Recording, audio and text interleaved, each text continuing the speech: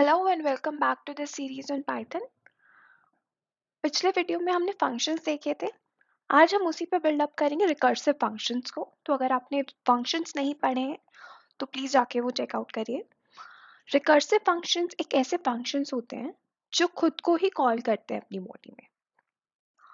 ये एक recursive function है क्योंकि ये अपनी बॉडी में खुद को ही कॉल कर रहा है। पर ये कॉल ऐसा नहीं है कि हम कभी भी कर देगा। ये कॉल हमेशा तब होगी जब कहीं पे हम एंड पे पहुंच रहे हैं। यानी कि अगर हमने एक बड़ी प्रॉब्लम से स्टार्ट किया तो हम उसको छोटे छोटे टुकड़ों में लेके जाएंगे और जब हम एक कंडीशन पे पहुंच जाएंगे तब ये रुक जाएगा कॉल करना। जो हमने लूप्स में फैक्टोरियल कैसे निकालते हैं वो देखा था लूप्स यूज करके। अब कैसे निकालते हैं फैक्टोरियल? 5 का फैक्टोरियल होगा 5 multiplied bye 4 multiplied by 3 multiplied by 2 1, right. यहाँ हो क्या रहा है? यहाँ पे पहले 5 का फैक्टोरियल निकालने के लिए हम 4 का फैक्टोरियल निकाल रहे हैं, 4 का फैक्टोरियल निकालने के लिए 3 का एंड सो ऑन, राइट। तो यानी अगर मैं कहूँ कि fact of 5 multiplied bye fact of 4, correct, क्योंकि 5 को मल्टीप्लाई कर दो फैक्टोरियल ऑफ 4 को।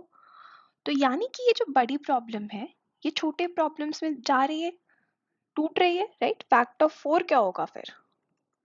Fact of 4 is equals to 4 multiplied by fact of 3 factorial of 3। तो जब एक बड़ी प्रॉब्लम को हम डिवाइड कर सकते हैं स्मॉलर पर सिमिलर प्रॉब्लम्स में तब हम रिकर्जन यूज कर सकते हैं। यानी कि अगर मैं फैक्टोरियल के लिए रिकर्जन लिखती तो मैं कैसे लिखती? डेफ फैक्टोरियल नम लिया एक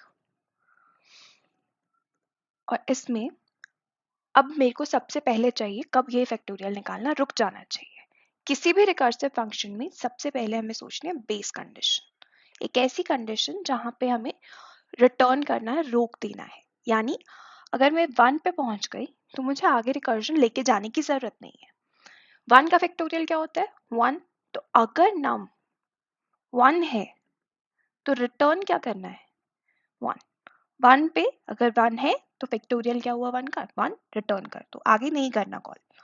अदरवाइज एल्स क्या करना है? एल्स क्या करना है? फैक्ट ऑफ 5, अगर यहाँ नम 5 होता तो मैं क्या करती? नम रिटर्न क्या करती? रिटर्न करती num multiplied by what? Fact of 4, यानी factorial of num minus 1, right.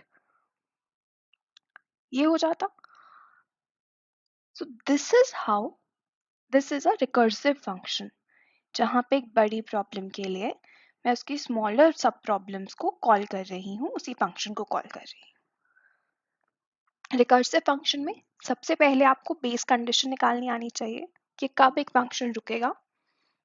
सबसे स्मॉलेस्ट प्रॉब्लम जहाँ पे हमें रिटर्न करनी है एक्चुअल वैल्यू, और साथ में हमें ये निकालना आना चाहिए कि कॉल कैसे करनी है। जैसे यहाँ पे num multiplied by factorial of num minus 1 करना था, ये निकालना आना चाहिए। और आपको हमेशा ध्यान रखना है कि कहीं ना कहीं ये रिकर्सिव फंक्शन एक छोटे छोटे प्रॉब्लम्स पे जाए और एंड में हम बेस पे पहुंचे। अदरवाइज इनफाइनाइटली ये कॉल होता रहेगा, है ना।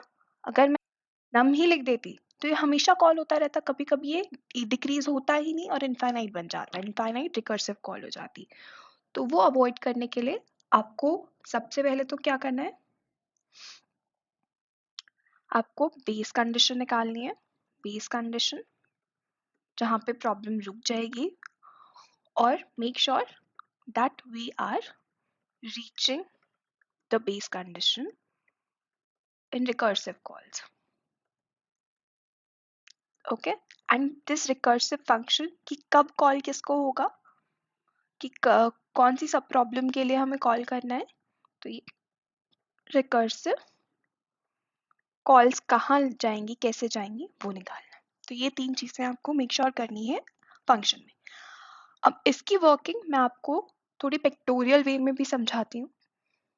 ये हमारा फंक्शन है हमारे पास और ये है फैक्ट ऑफ 5, है ना, फैक्टोरियल ऑफ 5 एक्चुअली निकालना है। देन फैक्टोरियल ऑफ 5 ने क्या किया, फैक्टोरियल ऑफ 5 ने देखा कि नम की क्या 5 1 की इक्वल है, नहीं है, एल्स में क्या रिटर्न क्या करेगा, नम मल्टीप्लाइड बाय, यानी 5 multiplied by factorial of num minus 1 यानी 4। तो कॉल कहाँ गया, फैक्टोरियल ऑफ 4 पे कॉल गया। Then similarly 4 not equal to 1, else में आया 4 रिटर्न होगा 4 मल्टीप्लाइड बाय 3, तो फैक्ट ऑफ 3 आ गया। सिमिलरली फैक्ट ऑफ 2 पे कॉल गया एंड 1 पे कॉल गया। अब फैक्ट ऑफ 1 पे जब आए तो कुछ फर्दर रिकर्सिव कॉल नहीं होगी, रिटर्न हो जाएगा 1। तो यहां से आया हमारे पास रिटर्न 1। ठीक है, अब 1 जब रिटर्न आया तो हम यहाँ पे हैं जहाँ पे फैक्ट ऑफ 2 कॉल हुआ था।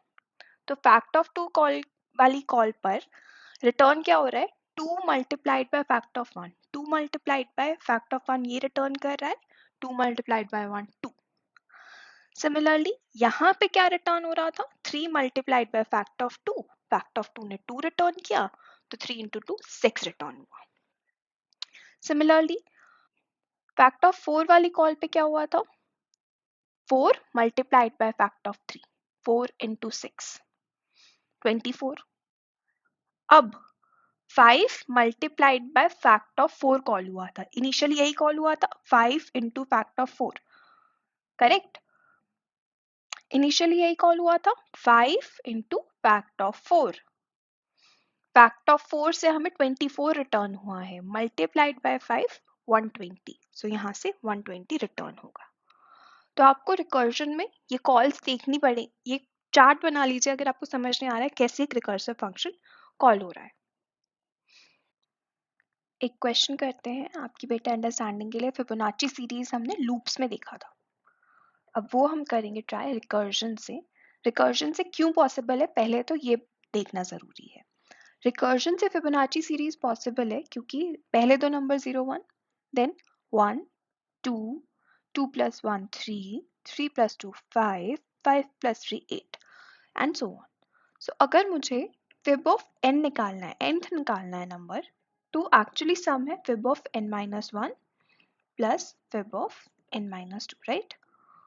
ये बन गया रिकरेंस रिलेशन। इसको रिकरेंस रिलेशन कहते हैं जब हम एक बड़ी प्रॉब्लम को छोटी सब प्रॉब्लम्स में डिवाइड करके एक फॉर्मूला बनाते हैं, ये है रिकरेंस रिलेशन।